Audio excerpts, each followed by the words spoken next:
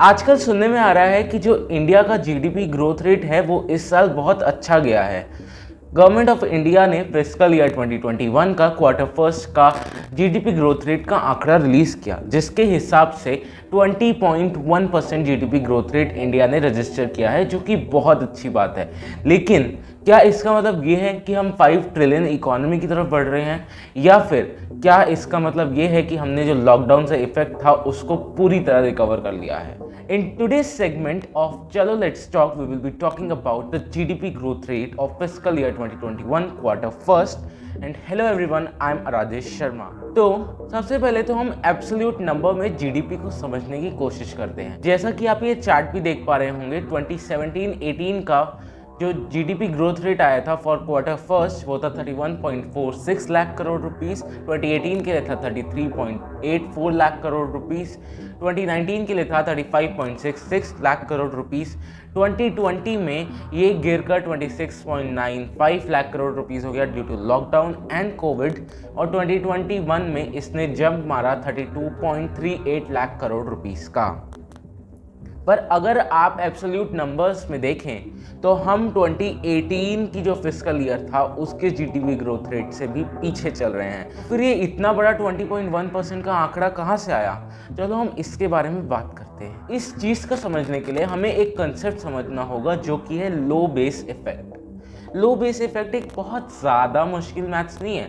इसका मतलब बस ये है कि जब इनिशियल वैल्यू ही आपके पास कम होती है तो जो एडिशन होता है किसी भी वैल्यू का वो ज़्यादा लगने लगता है, और जब वैल्यू बड़ी होती है तो एडिशन चाहे एग्जैक्ट सेम हो जो पहले हुआ था, लेकिन वो वैल्यू छोटी लगने लगती है इन परसेंटेज। इसका एक एग्जांपल लेते हैं। दो कंपनीज हैं, कंपनी ए और कंपनी बी, जैसा कि आप चार्ट में भी देख सकते हैं। कंपनी ए ने स्टार्ट किया 100 रुपीज़ से और कंपनी बी ने भी स्टार्ट किया 100 रुपीज़ से। सेकेंड ईयर में आकर कंपनी ए ने 120 रुपीज़ का बढ़ोतरी की, जिसका मतलब है टोटल चेंज आया 20 रुपीज़ का, और जो परसेंटेज बना, रेट ऑफ चेंज का परसेंटेज बना वो था 20% प्रॉफिट में। अगले साल 140 आया तो 20 रुपीज़ फिर से इंक्रीज़ हुआ, 16.7% का इंक्रीज़ हमें रेट देखने को मिला।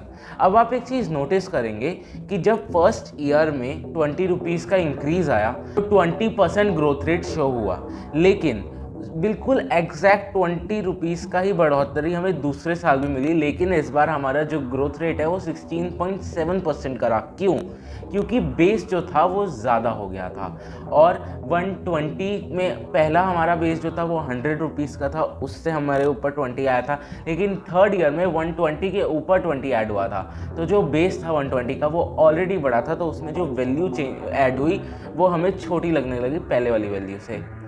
कंपनी बी का एग्जांपल हम लेते हैं, तो कंपनी बी ने पहले साल में 10 रुपये का नुकसान किया, जिसका मतलब है -10% उसको नुकसान हुआ।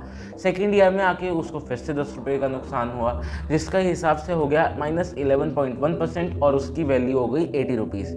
ऐसे ही थर्ड और फोर्थ ईयर में वापस से उसको नुकसान झेलने पड़े, लेकिन फिफ्थ ईयर में उसने 20 रुपीज़ का इजाफा किया, 20 रुपीज़ चेंज आया।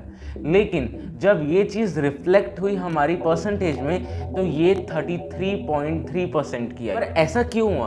क्योंकि इनिशियल बेस वैल्यू जो थी वो 70 थी, जो कि 100 से कम है।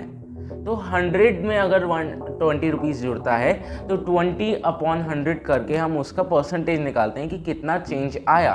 तो 20/100 20% बना, लेकिन 20/70 जो बना वो था 33.3%। इसी की वजह से हमें देखने को मिला कि 33.3% का ग्रोथ आया कंपनी में। बट अगर हम एब्सोल्यूट नंबर्स में देखें तो कंपनी ए 200 रुपीज़ तक पहुंच चुकी है, जबकि कंपनी बी 90 रुपीज़ में ही पड़ी हुई है।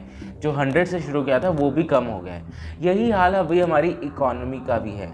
अगर हम 2017 से 2021 तक के एब्सोल्यूट नंबर को देखें जीडीपी के, तो वो बिल्कुल सेम है, जिसका मतलब 27 से 2021 तक कोई भी ग्रोथ देखने को नहीं मिली है हमारी जीडीपी में। अब इसमें आप लोग बोलोगे तो अब भाई हमें तो पता ही था पेंडेमिक है, पेंडेमिक में इकोनॉमी तो ख़राब होनी थी। हाँ, ये बात सच है, इकोनॉमी ख़राब होनी थी, लेकिन क्या 2020 में हम कुछ ऐसे स्टेप्स ले सकते थे जिससे जीडीपी बढ़े? तो हाँ, वो दिए जा सकते थे, जैसे कि हम डायरेक्ट लोगों के हाथ में थोड़े थोड़े पैसे दे सकते थे, जैसा कि यूएस ने किया। यूएस ने अपनी जीडीपी को गिरने से बचाने के लिए, इकॉनमी को गिरने से बचाने के लिए लोगों के हाथ में पैसे दिए। जब लोगों के हाथ में पैसे थे तो लोगों ने जाके सामान खरीदा। जब लोगों ने सामान खरीदा तो प्रोड्यूसर ने सामान बनाया, और इसी डोमेस्टिक प्रोडक्शन को बोलते हैं, ग्रॉस डोमेस्टिक प्रोडक्शन को बोलते हैं जीडीपी। तो ऐसे करके 2-3 स्टेप्स लिए जा सकते थे, जो कि वो सरकार नहीं ले पाई। कुछ रीजंस रहे होंगे, हमें नहीं पता जो कि, तो इसलिए उस चीज़ में नहीं जाते हैं। अभी हम जो इनिशियल वैल्यू थी हमारी पेंडेमिक शुरू होने से पहले, वहाँ तक भी नहीं पहुँच पाए हैं। अगर हमें एक ग्रोथ रेट स्टडी देखनी थी तो हमें एटलीस्ट वो टच करना चाहिए था, लेकिन कोई बात नहीं, हम वहाँ टच नहीं कर पाए। Still we are seeing lot of positivity in the numbers of GDP. आप में से कई लोग सोच रहे होंगे कि इतना ज़्यादा जीडीपी ग्रोथ रेट आया और हम पेंडेमिक से बाउंस बैक कर रहे हैं, तब भी इस इंसान को ज़रा सी भी खुशी नहीं है, ज़रा सी भी पॉजिटिविटी नहीं देख सकता। तो ऐसा नहीं है, इट्स वेरी पॉजिटिव कि इतना बड़ा जंप हमें देखने को मिला, पर ये जंप और ज़्यादा होनी चाहिए थी। वो नहीं हो पाई कोई कारण की वजह से, लेकिन कोई बात नहीं, अभी भी हमने काफ़ी अच्छी रिकवरी की है। अगर ऐसी ही रिकवरी हम करते रहे तो हम जल्दी से जल्दी आगे भी बढ़ेंगे, और जो हमारा 2017-18 और प्री पेंडेमिक एरा था, उससे ज़्यादा जीडीपी ग्रोथ रेट लेके जाएंगे।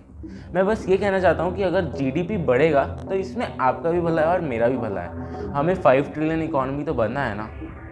If you really like the content of the video, do share it with your friends, comment down below, and don't forget to subscribe to our channel. Do follow us on social media websites as well. Link will be in the description. Thanks for watching.